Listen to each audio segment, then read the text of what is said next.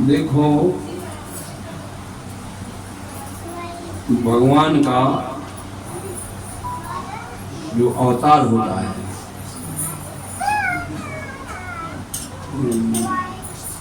तो संतों के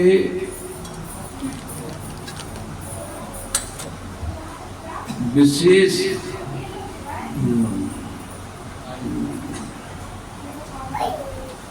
जो भक्ति को जो स्वरूप है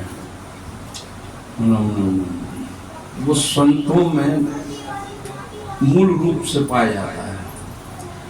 तो जो संतों को जो प्रादुर्भाव होता है, तो संतों के प्रादुर्भाव के माध्यम से भगवान का अवतरण होता है।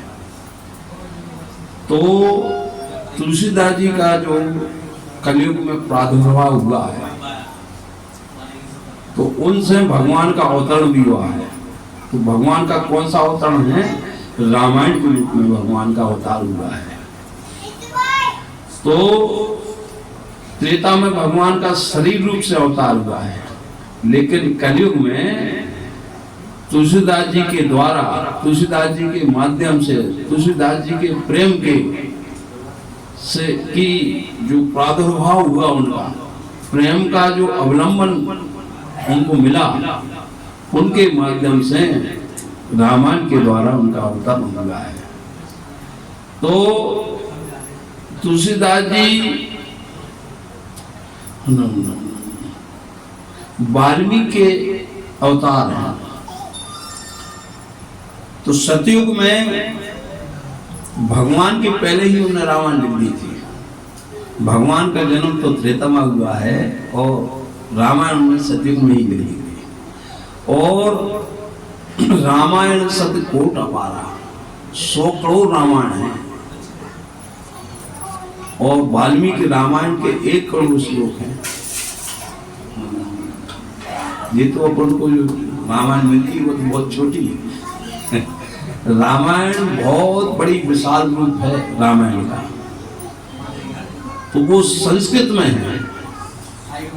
वाल्मीकि रामायण और भी ग्रंथ संस्कृत में वाल्मीकि जी के द्वारा रामायण की रचना हुई है। तो जन जन तक पहुंचना अति मुश्किल था, लेकिन हनुमान जी के आदेश से, हनुमान जी के कृपा से उनका द्वारा जन्म हुआ तुलसीदास जी के रूप में, और उन्होंने जन जन मानस को हिंदी अनुवाद करके एक एक जनमानस तक भेज दिया। जनमानस तक रामायण की चौपाई, रामायण को भेज दिया। तो रामायण की जो रचना है वो तुलसीदास जी के प्रेम के जो आह्लादनी जो शक्ति उनके अंदर जो स्थापित हुई, वो रामायण के रूप से प्रकट हो गई।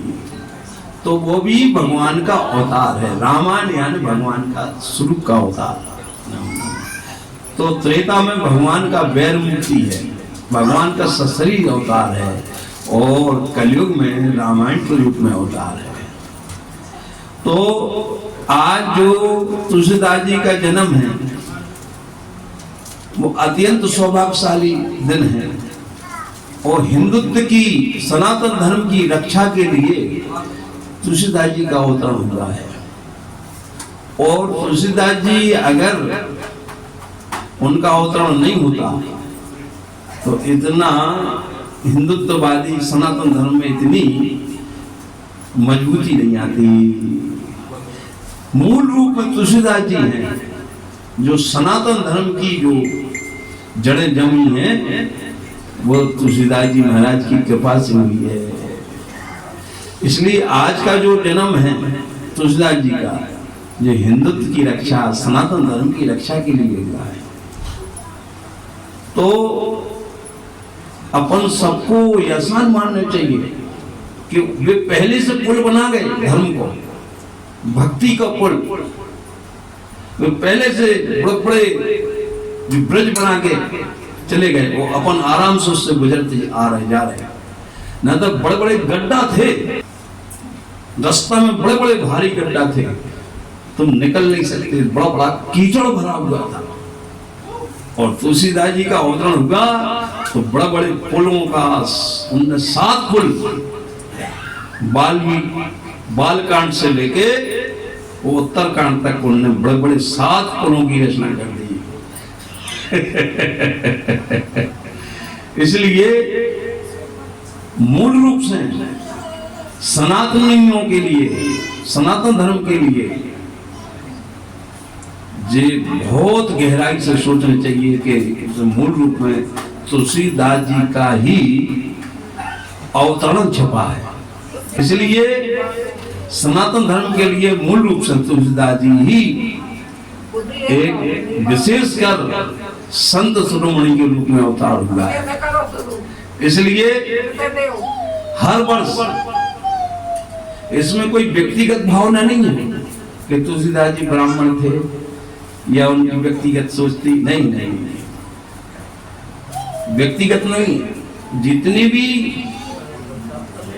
समाजें हैं सबके लिए तुलसीदास जी अमृत के समान सिंच रहे हैं और जन जन मानस तक और भी जो है 84 लाख योनियां भी लाभान्वित होने वाली हैं आगे चल के। क्योंकि नाम का ऐसा प्रभाव है कि जितने भी जीवधारी घूम रहे हैं प्रेत रूप में और जो अपन को दिख नहीं रहे हैं, जो आत्माएं घूम रही हैं और जो 84 लाख योनियां उत्पन्न हो रही हैं, नाम के प्रभाव से सबका कल्याण हो जाता है। इसलिए उनने 2 स्थिति ऐसी बनाई, रामायण के रूप में और नाम के रूप में। नाम का प्रभाव भी उनने 72 चौपाइयों में ऐसा स्थापित किया है कि ऐसा प्रभाव डाला है कि ऐसा कोई दूसरा कभी नहीं डाल पाया। ऐसी नाम की महिमा गाई है कि आज तक कोई नहीं गा पाया। इसलिए उन्होंने दोनों रूप में, एक रामायण की रचना करी और दूसरी नाम का प्रभाव 72 चौपाई में संपूर्ण रूप से गाया है। तो रामायण के द्वारा रावण का अवतार और नाम के द्वारा नाम का अवतार, ये दोनों ही उनने जो है स्थापना की है। बोलो श्री गोस्वामी तुलसीदास जी महाराज की जय।